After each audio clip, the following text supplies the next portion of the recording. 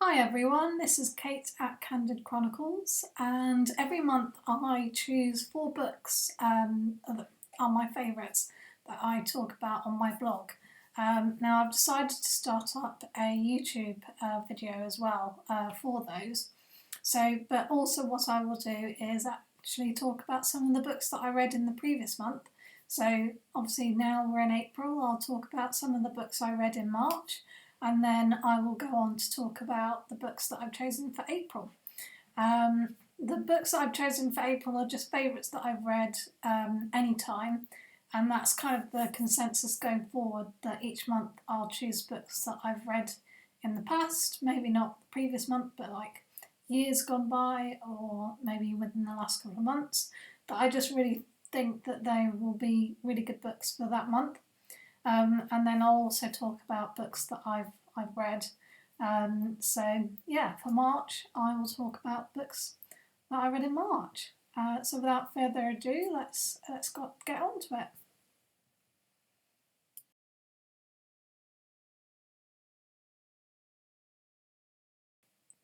So the first book that I read in March was The Buried Giant by Kazuo Ishiguro. I hope that I'm pronouncing that correctly.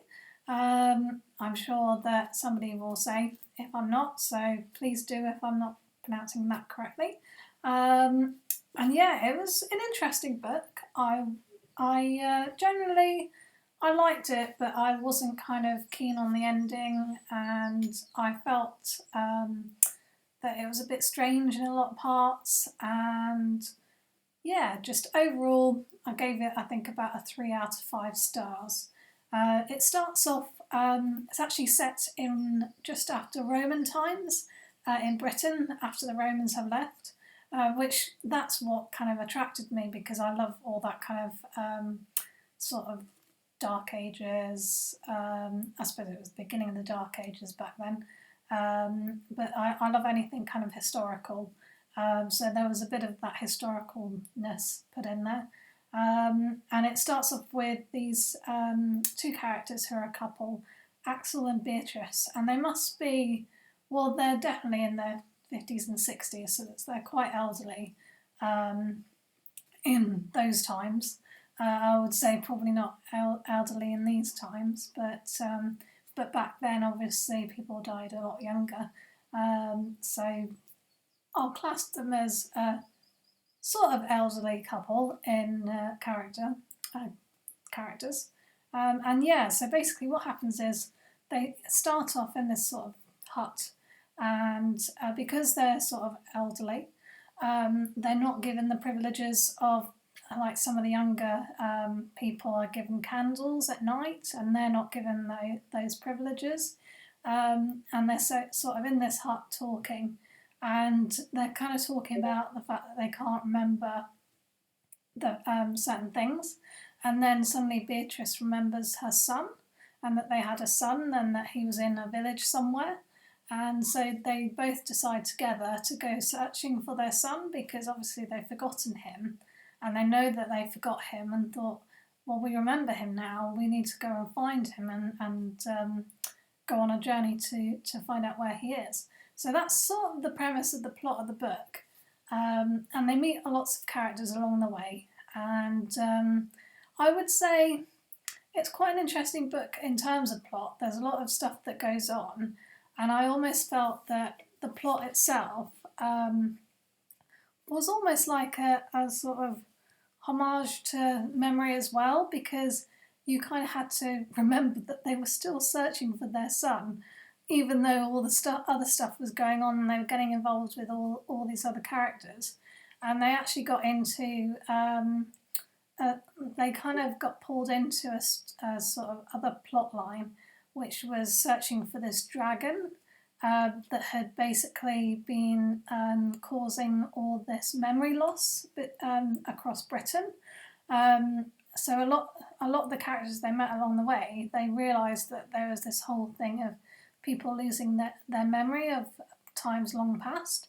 So people could remember short-term things that had happened, but long-term would just disappear. So people would forget their children had disappeared, or gone off somewhere, and they forget they even had children. So it was a bit strange in that respect. And they meet quite a lot of different characters. So there's a bit of Arthur mythology, or Arthur mythology folklore put in here, because it's just after Arthur that this takes place. So if you know the stories of King Arthur and the Round Table, because one of the characters in it is Sir Gawain, who was a knight of the Round Table. So there's lots of mythology and kind of mythological characters and animals in this, which is quite funny because Kazuo Ishiguro actually said that it wasn't the main thing of the book. I think he wanted to put stuff in there, but he didn't want it to be the main premise of the book. It was just more like plot devices put in, maybe. But anyway, but yeah, no, I liked it. It was an interesting story.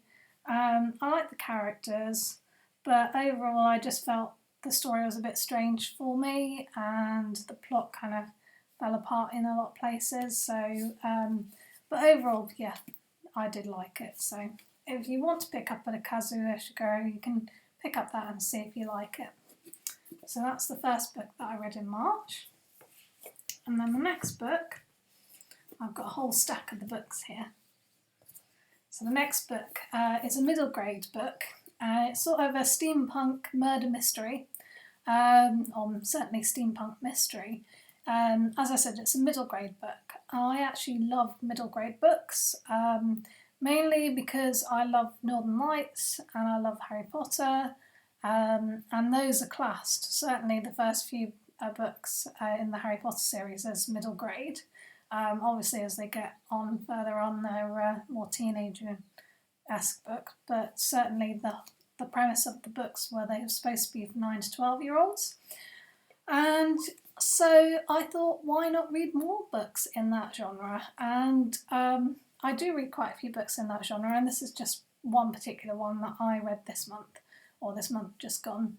And it's by an author called Peter Bunzl. I don't know who he is, but the book itself, I mean, I love the cover. It's very cleverly done.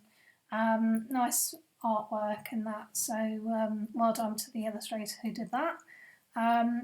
It's got kind of mechanical animals and people in it, so Ultimatums, I think as they're called. And yeah, it's just a really nice kind of link to steampunk, because I have read other steampunk books in the past, but they're more for adults. So it was nice to see something that was more 9 to 12 or young adult put in there. In fact, I'd quite like to see some young adult steampunk. Maybe I'll write some. But anyway, but no, I generally quite enjoyed this book. It's, as I said, a murder mystery with steampunk kind of melded in there for good measure. And it starts off with a character called Lily. So that's the character here that you can see on the cover. And she finds out her father is missing, and he was coming to get, I think, pick her up from school or something. But anyway, he doesn't come, and basically the housekeeper turns up to say that she's got to come home and that her father is missing, presumed dead. And Lily's like, what's going on? This isn't right. And the housekeeper herself, sorry, I got itchy eye. The housekeeper herself is kind of quite mean and horrible, and tries to take over the household and take over all her father's kind of things and rooms and stuff like that. So Lily is like, what is going on? You know, this isn't right. And she gets, she actually meets up with a character called Robert, who's a clockmaker's son. So that's him down here.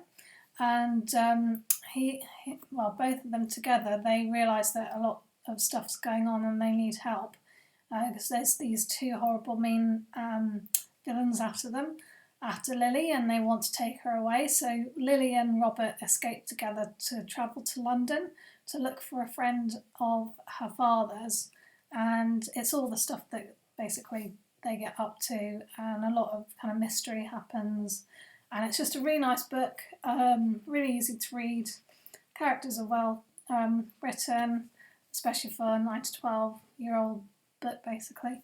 So if you're looking for an easy read, you just haven't been reading lately but want to pick something up, then I definitely recommend that, especially if you like a bit of steampunk. So that's my next book for March.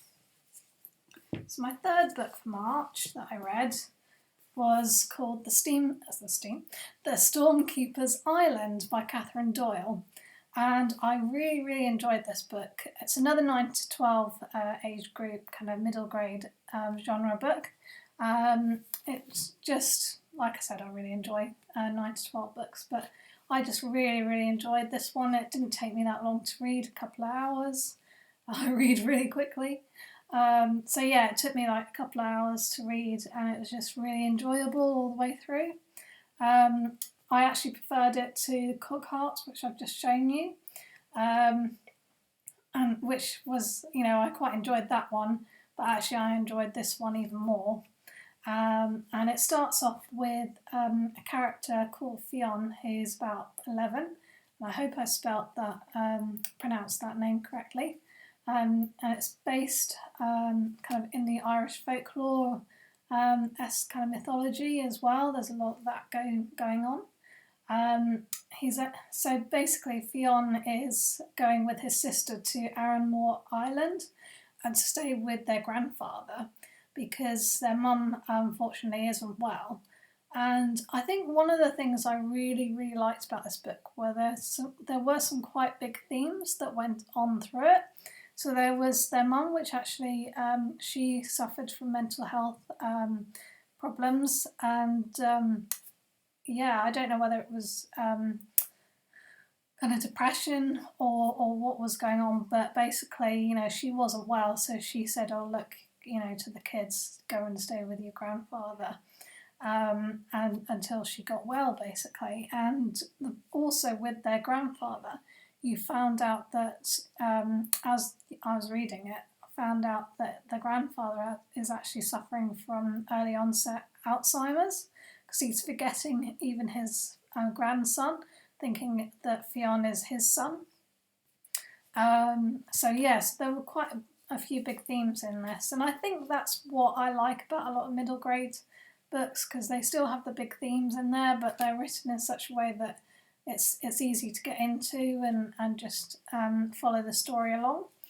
And in the story, Fionn realises that his grandfather is this stormkeeper, hence Stormkeeper's Island.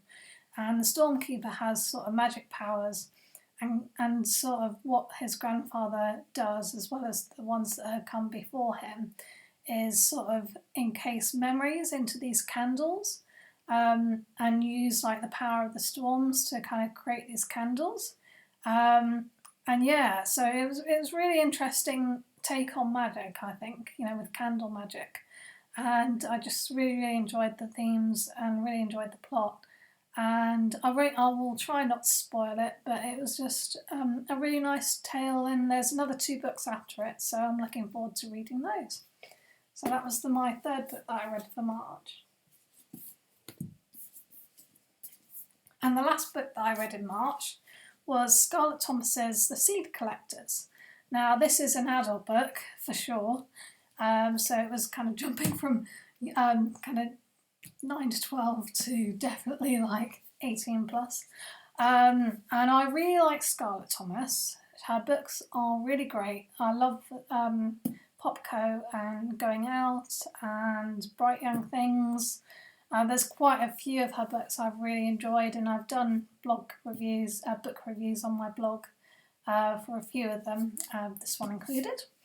And so I was kind of expecting kind of a good read, lots of great thought out characters, which, basically she is so good at writing characters that are so believable, and that's one of the things I really love about her writing, is because the characters are so believable. And I would say that was the case in this book as well. They're just so intricately kind of detailed, and kind of you just get to the heart of who they are in the books, and it's just really great. But this particular book was quite intense, and it wasn't quite what I was expecting at all. It had quite a lot of themes in, because Scarlett Thomas likes to kind of put in different themes into her books. And this story, it starts off with where this great aunt dies and leaves these seed pods to all her kind of descendants. And these seed pods basically are really dangerous and that can kill you, but they can also offer enlightenment at the same time. So it's kind of like, okay, so we're doing a theme on enlightenment here, a bit of a theme on nature, because there's a lot of nature stuff in the book. All the characters are named after plants, and certainly quite a few of them are linked to kind of plant-like jobs and stuff like that. So that was quite cool. I feel like nature was a big theme in this, but also I feel like the ego concept was a big theme, and it was just really interesting. I think is the big kind of overarching kind of thought. There was a lot of other themes going on, like family dramas, sex and gender, and yeah. So there's a lot of stuff that went on, and I must say, I completely lost the plot, I think, partway through it, and I was like, what is going on?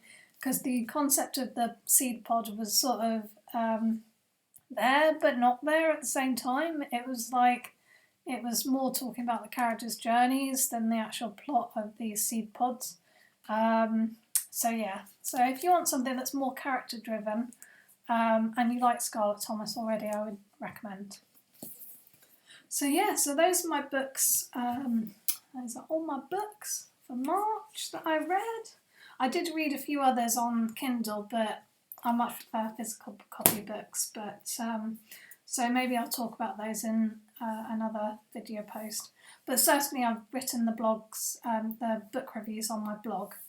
So if you wanted to check out all my reviews, they're on there. So now, without further ado, I will actually go on to talk about the books that I've chosen for April.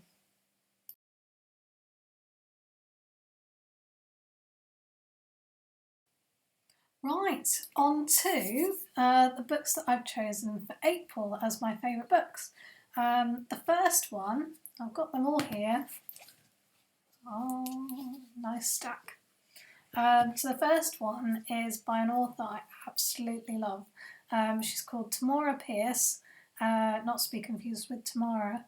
But yeah, she writes a lot of kind of fantasy novels, and this book actually was something I read back when I was a teenager, because when I was a teenager there weren't as many young adult books out as there are now. You kind of had to stick with the Jacqueline Wilson or Tamora Pierce. Terry Pratchett I really enjoyed back then. I'm actually 33, so that was quite a while ago now. I mean, I turned 13 20 years ago, which is shocking. Oh my god, terrifying. But yeah, so I mean, I read Tamora Pierce when I was about 14, so that's almost 20 years ago. So this book I got literally 20 years ago. I mean, it's not that bad in bad nick. I don't tend to bend the spines too much, although this has got a few lines in it because I've read it so many times. But I'm pretty good at keeping my books looking kind of pristine. Even when I've read a book, it looks like it's brand new, which I think is quite funny. But that's just me. It's just one of my little reading quirks. But yes, in answer to the first book of this month's favourites, Alanna the First Adventure is a fantasy series. It's sort of a young adult. I don't know if it would be classed young adult these days. I hope so, because it is sort of young adult. And yeah, it's about a character called Alanna, and she and her brother are sent when they're kind of in their kind of early teens to go to either a magic school, not magic school, but it's sort of, there's two schools that they're sent to and they don't want to go to either of them, so they decide to swap places.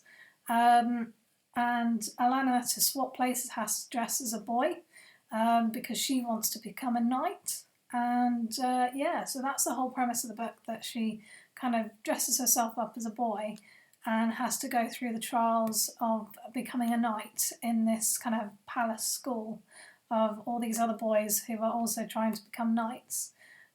She also has magic, which she doesn't really like at all, the fact that she's got this magic, and she would rather fight with a sword or fight with a bow and arrow instead of fighting with magic. But she does actually have to learn to use her magics to heal and to help others in this book. So that was quite cool to see her kind of overcoming her, I wouldn't necessarily say fears, but just maybe it is a bit of fear that she did have. But yeah, so it's quite good. It's a really good series. It's sort of written actually like a middle grade book. I was talking about middle grade books earlier, so it's sort of that style. But so it's really easy to get into the story like straight away, and you can see, it's not a big book. It's only like a couple of 100 pages. The text inside is not ginormous, but it's still fairly large. So it doesn't take that long to read. So if you're after kind of a really good fantasy series that maybe you kind of don't want to kind of spend hours going through a whole fantasy series of, where they've got like 400 or 500 pages, and you just want something easy to pick up and read, I definitely recommend Tamora Pierce, because she really does great fantasy series, and this is one of her first series that she ever did, and just really recommend her. And I think that's it, really. I don't need to say any more, because otherwise there'd be spoilers. So that's that one. The next one I picked is in the fantasy genre. Oh yes, I should have said, actually, this one was in the young adult genre, so I would still pick it in the genre of young adult, but that's just me. And then this book I chose for my fantasy genre, because actually, I don't know if you remember at the beginning of the video, I talked about the fact that I pick 4 books in different genres. So I picked them in fiction, non-fiction, fantasy, and young adult. So this was my fantasy book. And it's written by an author who I really love called Frances Hardinge. And she's a really good author. She tends to write standalone books, which, I quite like series, but I also quite like standalone books. Sometimes the endings are a bit cliffhangery, and I'm like, no, I want to know more. But generally, she writes and kind of concludes the stories quite well when she's actually finished the book. So this particular one, it starts off about this girl called Triss, and she wakes up and she just feels wrong, and she doesn't really know why. She just doesn't feel like herself. And you find out that there's a lot of kind of fairy stuff going on, and she's actually not who she thinks she is. And the whole premise of the book is actually finding out why she's feeling so wrong and why she is what she is, and to find out whether there's a real Triss who's like, maybe she's taken her place. And it's just a really, really cool book, and there's lots of kind of fairies in it. Kind of, it's not written in the whole, I don't think it's written in the standard way of writing like fairies and that. It's kind of written in a different stance on it. And I think it's written in kind of sort of like the early 1900s. I can't remember whether one of the characters was in the World War I or World War II, but it's certainly around that period. So it is a period book as well, which is also quite nice to have a bit of fantasy in historical as well. And just really, really, really liked it. Really liked the characters, really liked the story. I definitely recommend Frances Hardinge if you haven't read her already. She's got a number of really great books out there. I've read a couple already. And yeah, just definitely recommend this one for April. Alright, so in the non-fiction genre, I have this book called Wreck This Journal. Now, if you've read my blog, you might know that I love journaling. I particularly really like bullet journaling, and I tend to do that every month. And also I like journaling, just writing journaling every day. I sometimes fall down a bit, miss a few days, but I try and get back on it every morning, or if not in the morning, then in the evening. I must say, not much has been happening recently to warrant like lots of details in the journal, but certainly it just helps to kind of get my thoughts out and stuff like that. But one of the other things about me is I love kind of art and crafts, and I picked this up because I thought, well, this sounds interesting. It's kind of a combination between art and journaling, so it's like an art journal basically. And I will say I haven't really done much on it. I've done a few bits. I've done draw fat lines and thin lines, so there we are. Probably should do more really, but poke holes in this page using a pencil. And then, yeah, so I've done a few things, but I haven't really done too much in it. It's more something that you pick up and dabble in, like if you want to kind of just ad hoc, or if you want to kind of really religiously go through every page, then you're obviously welcome to. But I really feel like it's something that you just open it up at a page, and I mean this one, here you go. Oh, yeah. Doodle over the top of the cover, the title page, the instructions, the copyright page, fold down the corners of your favourite pages. I mean, that's a really good one. I mean, I wouldn't mind trying to do that myself and doing, well, maybe later today and doing that. Or at this weekend, as it's a long weekend over Easter. But yeah, so it's a really good book. I really like Keri Smith. She's done a lot of different books like this. This is quite a nice small one that if you wanted to just start off and have something that you want to kind of begin doing an art journal, but you're not sure where to start, or even if you just want to start off like doing journaling in general, yeah, and you're not sure where to start but want to try something, so I definitely recommend that. And the last book, which is probably my fiction book for this month, sorry, oh, and I've got a cup of tea as well, been talking too much. It's going a bit cold now. But the last book that I had is a fiction book, and it is, now you should all know this book. Even if you haven't read it, you will probably know of it. And it's Richard Adams' Watership Down. And you might have seen the TV adaptations. I would say the one in the 70s that they put out was actually more in tune with this book. It's quite dark in passages, and I think the 70s version was quite dark as well. Even I watch it now, I'm like, oh God, I can't believe I watched this as a kid and really got into it. So yeah, but whereas the newer adaptation isn't quite as dark. I mean, it still sells the premise of the story, but it's not quite as kind of, yeah, not quite as dark basically. And the story itself, I mean, it's really good book to read. If you've never read it, I really recommend you do. And I chose it partly, it's about rabbits and it's Easter, so I thought kind of works in tandem together. And you know, the story itself, if you haven't seen the adaptation, it's sort of all about these rabbits where at the beginning of the story there's a bunch of them that decide they want to leave the warren and find their own warren and new home. And it's because one of the rabbits is sort of has psychic messages sent to him, and he's like, oh, we can't stay any longer, we have to go out and find a new place. So him and I think another rabbit called Hazel decide to take a bunch of other rabbits with them and go hunt for a new warren, and it's all about their adventures along the way and finding this warren and then setting it up and setting up a home and making sure that they're safe, because there's actually another warren nearby which is run by this horrible this horrible other rabbit, and I can't remember his name. This is really bad.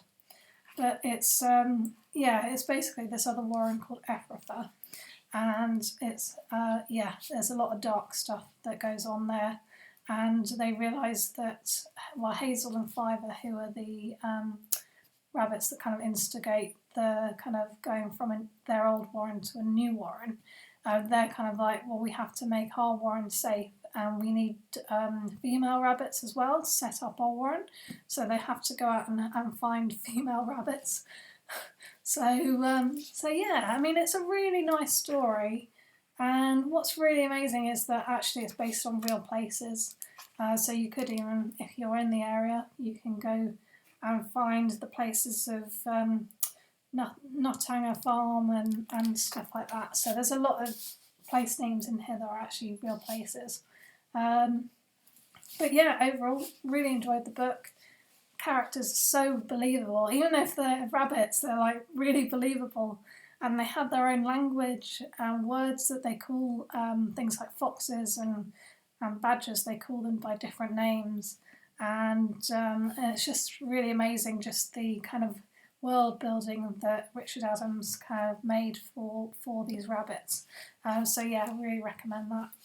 And that is my final book for April. So I hope you've enjoyed this blog.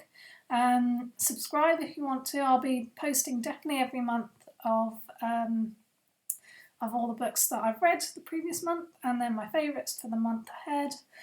So a bit the same of what I've done here. Hopefully I can do more videos, and yeah, always up for people sharing what types of videos that you want to see. If you haven't checked out my blog as well, it's candidchronicles.com.